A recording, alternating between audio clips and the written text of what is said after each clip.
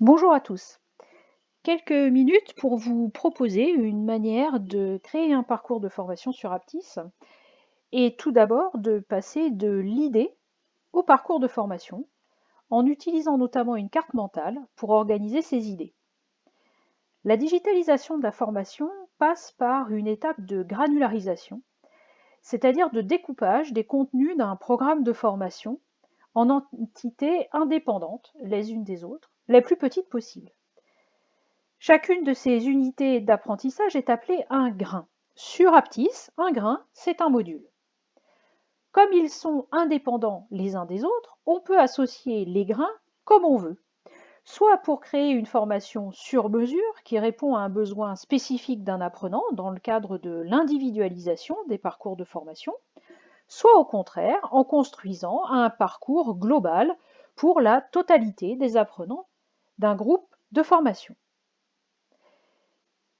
Assembler ces grains, assembler ces modules, et bien sur Aptis, cela correspond à créer un parcours de formation. Avant de produire, il faut donc savoir si on veut créer un module ou un parcours, qu'est-ce qu'on va mettre comme module dans un parcours, de quel module dispose-t-on déjà. En d'autres termes, entre l'idée et l'étape de production, il y a plusieurs étapes, dont la première est l'organisation des idées, suivi de l'identification des parcours, l'identification des modules constituant ces parcours et l'identification des activités composant ces modules. Arrêtons-nous sur la première étape, qui est celle de l'organisation des idées, notamment avec l'utilisation d'une carte mentale. On veut mettre à disposition d'apprenants de CAP première année du contenu de formation sur le début du programme de statistique à une variable. Si on regarde ce programme, ça correspond aux thématiques d'organisation des idées, d'effectifs, de fréquences. On prend un outil de carte mentale, ici MindMaster, pour réfléchir à ce qu'on veut faire. Alors on peut tout à fait faire exactement la même chose sur une feuille de papier avec un stylo.